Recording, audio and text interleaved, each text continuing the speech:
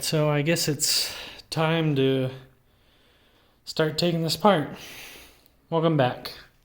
Now, looking into it a bit, inspecting everything, looking through the diagrams, and I just need to get the castle nuts removed. If I get you zoomed in here, we've got, this one seems like it'll be the first one to move, so we just got the nut there, and then we've got, that tab's kind of pushed down, but right there, that tab is the one locking that nut into place. So let's see if we can just get a tool down in here and pry that up. Okay, I got a slightly bigger flathead. Maybe that'll do the trick.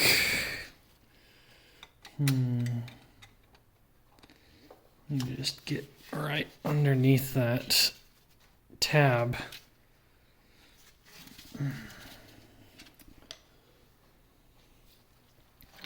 It's really hard to see in there and get at it at the same time. Let's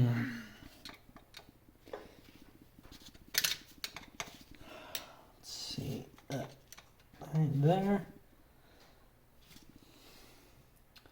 Yeah, I think this might work. I just need to move it around just a little bit.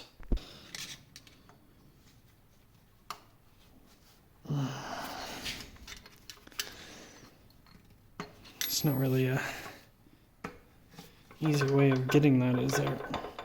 Oh, hey, that'll actually moves it around a bit because of how that's being held on. Maybe this angle will be a little bit easier.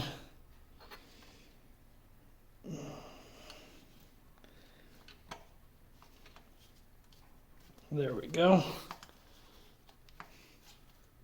Okay, and gently move this around, and there's our other tab that wasn't ever locked in fully. Just turn that.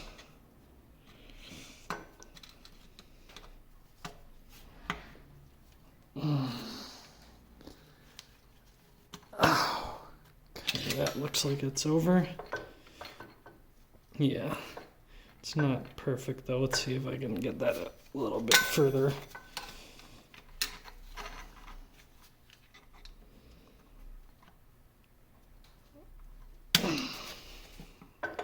There we go.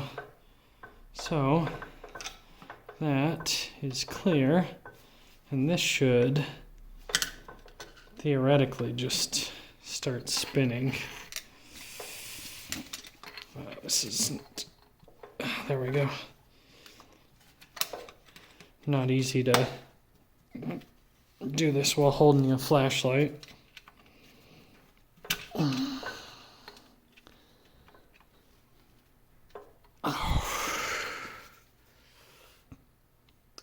Yeah, that should just start spinning off, but I need to, let's see. Okay, let's hold the flashlight. There we go. Thanks for holding that flashlight for me. Yeah, no, I have that right on the tripod. Yeah, look at that. Spinning. Actually, might be tightening it up there.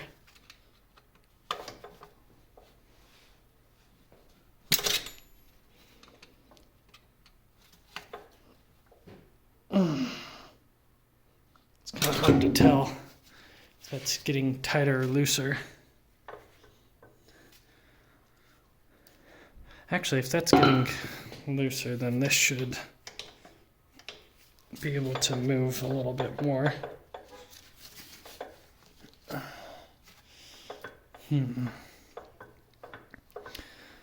Yeah, I can't tell. I can't see the thread on there from here.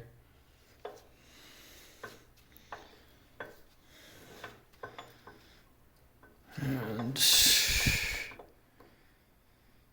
based on it spinning this direction in normal operation, yeah, I don't know.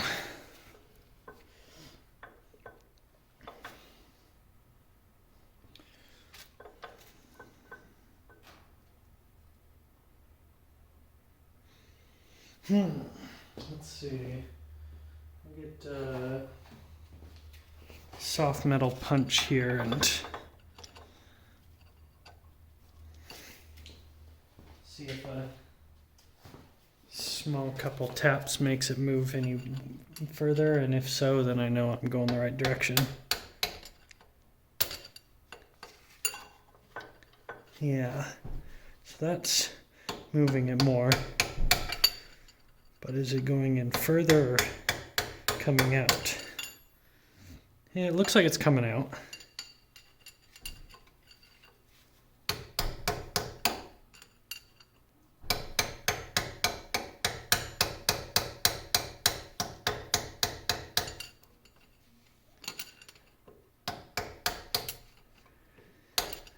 Just tap it in.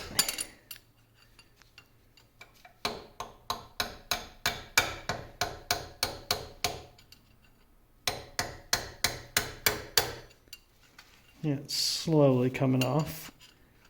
Just gotta be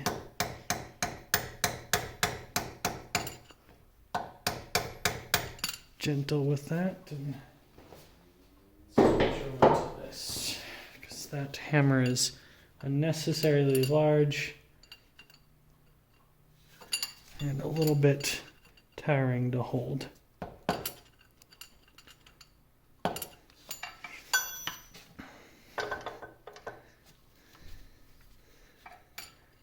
Yeah. It'd be nice if I could actually find a castle nut for the correct size, but I'm not certain which size it is, and out of the ones I had available to borrow, none of them were actually a large enough diameter.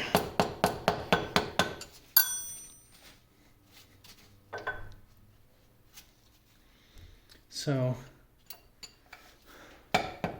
soft punch is how it's going to have to be.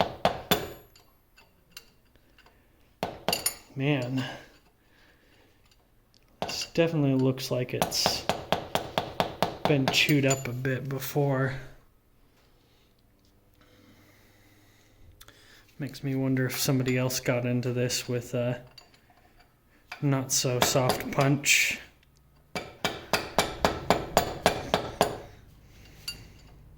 Maybe it just gets chewed up a bit anyway, so.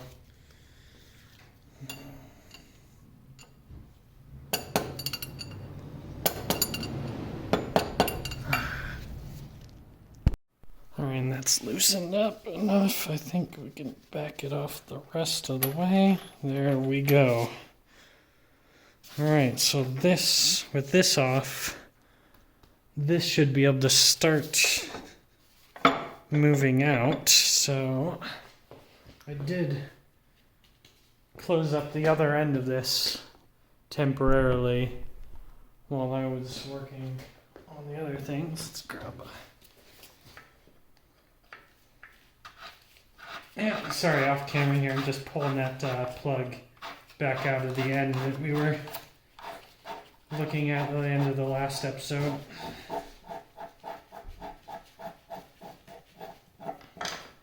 Just pulling this plug out. So now this shaft should be able to start moving. Now how much it'll move, not exactly sure. Like I said, on this end there was actually a hole that's plugged up by a Allen key.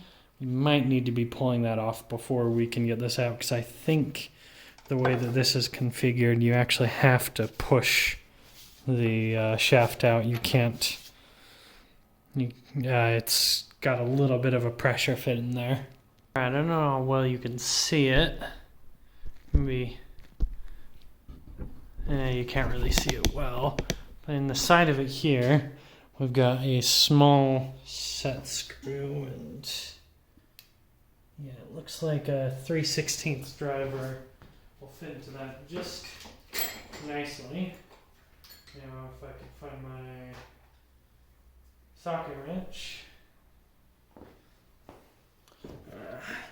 But yeah, so it's a little bit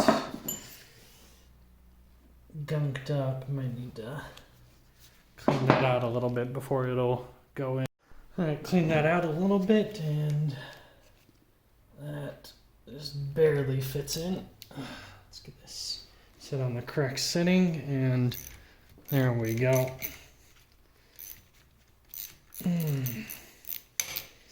Like nothing at all.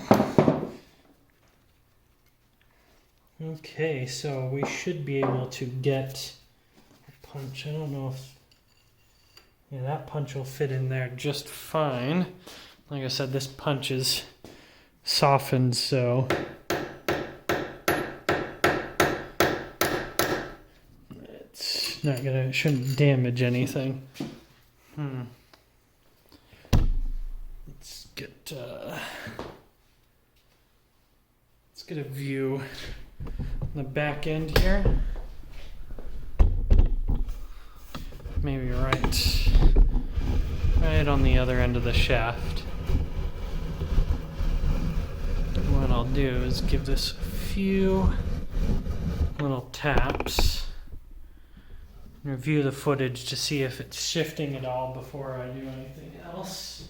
I have reviewed the parts diagram. That is the only screw holding it in, so there shouldn't be anything else besides friction putting this in place. So give this a few taps.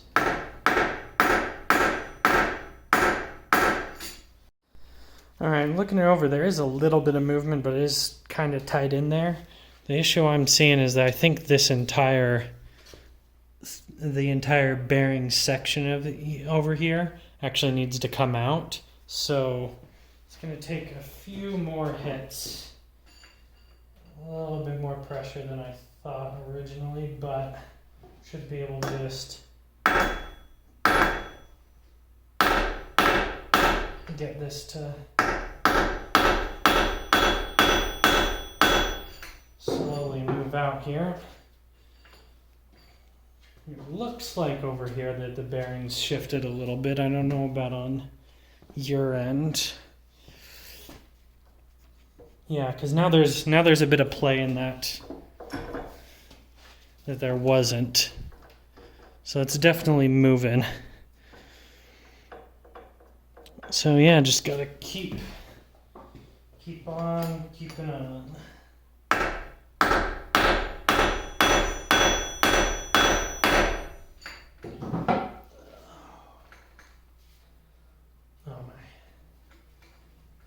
To flatten the soft end of this back up again. It's starting to get a little bit worn out. Alright, that's just about out. I just had to adjust some of the castle nut in there. I had to adjust to make sure it was going over the spline in the middle of the shaft. It was getting really close there. I don't know if this is quite close enough. I almost got this out. And after looking at it, it seems that the way this is designed is this allows somebody setting the tension of the shaft to use this large plug that goes on the end here to slowly push in this bearing and create the correct tension on that piece without having to have too much trouble with adjusting. Because that castle nut was not in a position where it would help tension down that. It just keeps that one of the gears in place is all that one was doing. So I think with that, I should be able to just get a few more taps here and get that out. Actually, before I get that out, I'm going to set up something to catch that. I don't want to just drop it on the ground, even if I do need to end up replacing it. That should catch that bearing. If it does, just decide to try and pop out.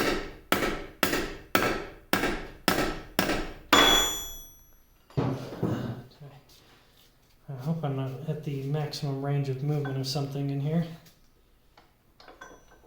I might be. That's where. That inner bearing is starting to get to the point where it's... Yeah. Oh no, that's fine. It Yeah, I thought I was hitting up against something. The inside, the inner race bearing here is kind of falling against the larger gear inside the headstock, but it's not binding against anything. So I just need to watch that. It's probably gonna try and fall out here as soon as the shaft is done. Out of the way. So get that back in there and give it a couple more taps.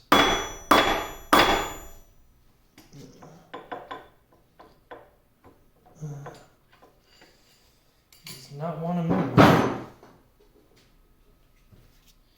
I'm definitely right at the end of this. Can't go much further either direction, so I just don't want to hit it too hard when it's making a noise like that.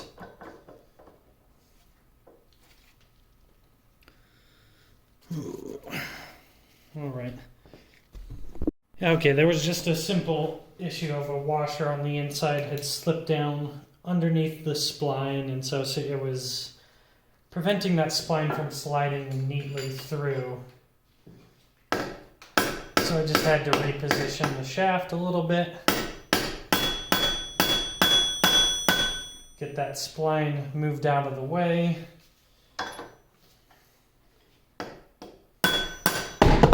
There we go. That's one bearing removed. And the inside one here should just plop right out, and luckily not into the cabinet. So these ones match. I do probably want to actually keep them separate though. So I'm going to put this one over towards the other end. And that way I know which one came from the words are lost for me.